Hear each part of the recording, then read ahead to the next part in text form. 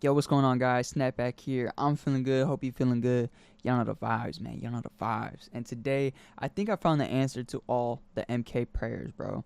Now, don't get me wrong. MK1 is great. It's a really fun game. And in my honest opinion, it's probably the best MK game there is. And before you click off the video and start screaming at me through the phone, bro, hear me out. Hear me out.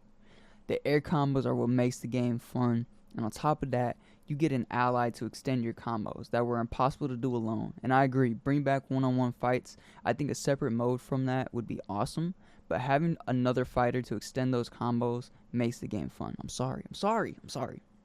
But I honestly think that they took from both MKX and MK11 to make this, because there's a lot of similarities with them that make this game so great. The only thing we don't have is the run from MKX and the crushing blows and full character customizations from MK11, which is a big bummer, don't get me wrong, because if they had the same customizations as MK11 in MK1, I don't think people would be that upset about it. But over the last years, with each release, they give us a bit more options for customizations, but started including less and less as we see in most recent releases, with just one customization option and a bunch of reskins of the same outfits. The best we had was Injustice 2, being able to customize head to toe, and here's what I would do if I was NetherRealm. What I would do to fix the problem, right? So, customizations. Customizations is a big thing in games nowadays. Like I said, I think Injustice 2 had the best one yet. You were able to change anything head to toe, had 5 presets to quickly change out of before matches, and could equip different abilities if you had any.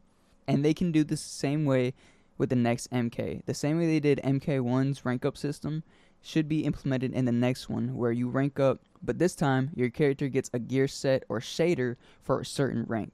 Not only will we feel rewarded for ranking up, but able to customize to your liking. For example, they could do full gear sets for certain ranks, so rank 2, 5, 7, and so on, that you could change out of but don't have dupes with different armor traits and shit like that, like how they had in Injustice 2. We only need one gear set, not the same ones with different traits or better armor. Just basic cosmetic items. Like, let's say I like the headgear in rank 2, but also like the arm gear from rank 7, and want to put on the armor or clothing from rank 10. Well, with the new system, we should be able to do that.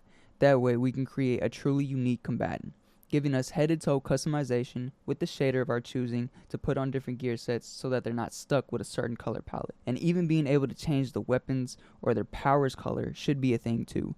Being able to change Liu Kang's fire or Sub-Zero's ice to a different color would be so cool. We just need to have full customization options head to toe, including powers and weapons in the next MK game.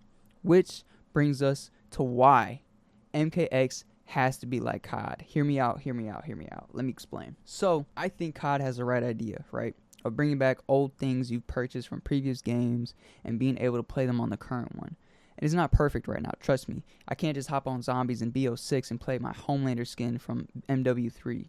Treyarch, please. But it's definitely a step in the right direction. And I think that the next MK game should be the last one they release, but they continue to add more content and update it. Now, I know that sounds like a crazy idea, but I think with my version of the game, everybody wins.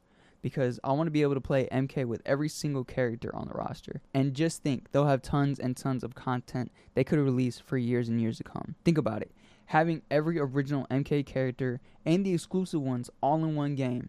And I'm talking all the way from Armageddon to MK9 when they first started introducing iconic characters like Freddy and Kratos. I think if they do this with MK and Injustice, there would be no telling who won't make it into the game. And they can introduce a new system where we can choose which variation of the character we want to play as. For example, if we wanted the movesets from MKX's Scorpion, we could play with him, making us choose from any of them and having 5 ability slots open to choose which movesets to our liking or have the option to have all versions in one. So, if I wanted MK1X's Scorpion with or without all his variations, I could do so. Or if I like him how he is in his current moveset, I could still do that while having the option to add old moves or new ones to his set, which takes us on to the gameplay. If they go along with the idea of them making the next MK the last one with years and years of content, then they have to make the game perfect. And I mean perfect. So fans won't feel disappointed like MK1 first drop. Now, MK1 is really fun. Like I said, it's damn near perfect gameplay wise. The only thing they need to add are crushing blows and stamina bar from MK1X along with the run. Giving us a second breaker would be nice again, and having an active gauge to look at will give the players more to think about mid-game.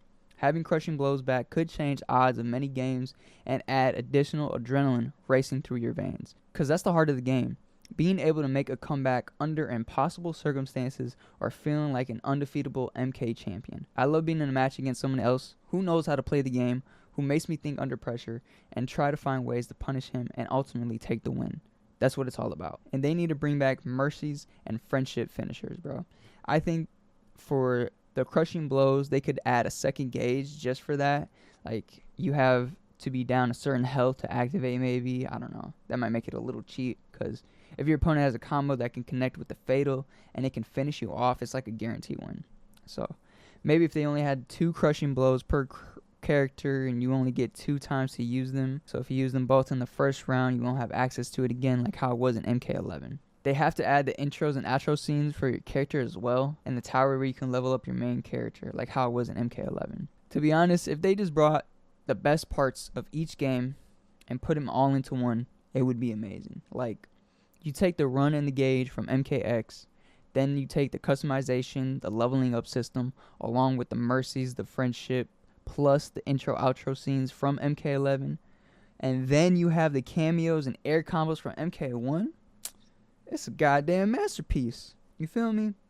But I also think if they continue the cameos, then we should be able to pick any character on the roster. Even if they only have like 3 or 5 movesets, it still would be a nice addition to pick any 2 characters from the roster to make your team. And having a separate mode for one-on-one fights is crucial in the next game. And I like how they kept the finishers from MK11 on the health bar and not take from the meter. I think that should continue. I think they should continue doing that. Now, I'm pretty sure NetherRealm won't see this or will do whatever they want with the next game, but it would be really nice if we got a full customization options and a majority of the stuff from MK11 in the next game. But we'll see when they release it. I really hope they don't rush it like they did with MK1 because WB F them guys.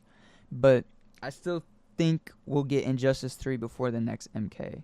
It's been a while since they've done something with that, and I feel like they're getting ready for it or already been working on it for some time.